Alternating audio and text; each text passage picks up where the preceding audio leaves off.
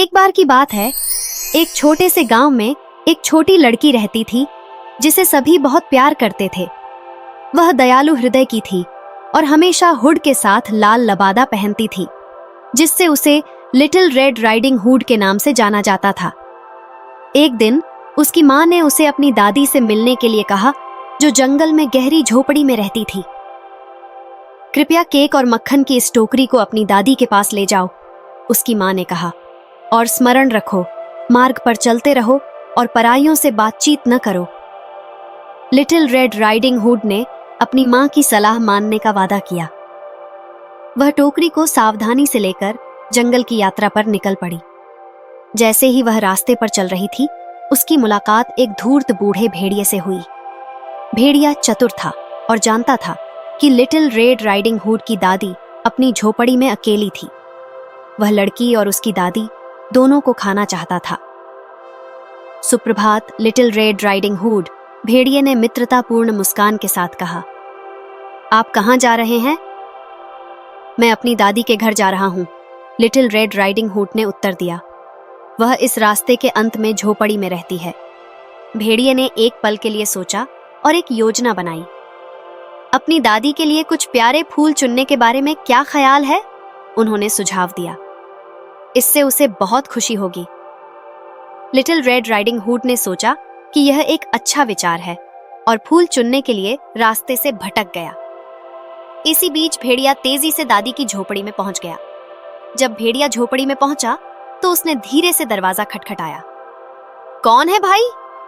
अंदर से दादी ने पूछा।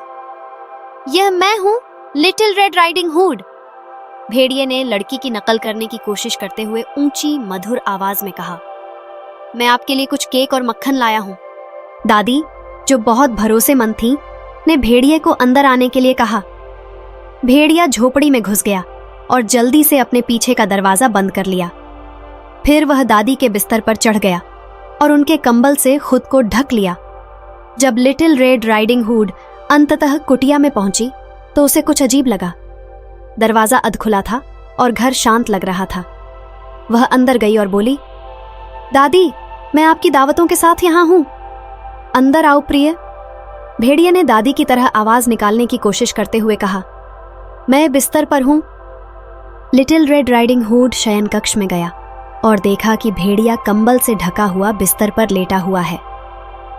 दादी, उसने कहा, आपकी कितनी बड़ी आंखें हैं। ऐसा इसलिए है क्योंकि मैं तुम्हें स्पष्ट रूप से देख सकता हूं मेरे प्रिय, भेड़िए ने उत्तर दिया। और तुम्हारे कितने बड़े कान हैं, लिटिल रेड राइडिंग हुड जारी रहा। ऐसा इसलिए है क्योंकि मैं तुम्हें स्पष्ट रूप से सुन सकता हूं मेरे प्रिय, भेड़िया ने कहा। लेकिन दादी, आपके कितने बड़े दांत हैं, लिटिल रेड राइडिंग हुड चिल्लाया। ऐसा इसलिए है क्योंकि मैं तुम्हें स्पष्ट रूप से खा सकता हूं, भेड़िया बिस्तर से कूदकर चिल्लाया। जैसे ही भेड़िया झपटने ही वाला था, पास से गुजर रहे एक शिकारी ने शोर सुना। वह झोंपड़ी में गया और देखा कि भेड़िया लिटिल रेड राइडिंग हुड को नुकसान पहुंचाने वाला है। बहादुर शिकारी ने लिटिल रेड राइडिंग हुड और उसकी दादी को बचाते हुए तुरंत भेड़िए से लड़ाई की। शिकारी ने दादी को मुक्त कर दिया और लिटिल रेड राइडिंग हुड बहुत आभारी था। उन्होंने शिकारी को उसकी बहादुरी के लिए धन्यवाद दिया और अजनबियों से हमेशा सावधान रहने का वादा किया। उस दिन से लिटिल रेड राइडिंग हुड ने अपनी माँ की सलाह का सावधानी पूर्वक पालन किया और हमेशा रास्ते पर रही।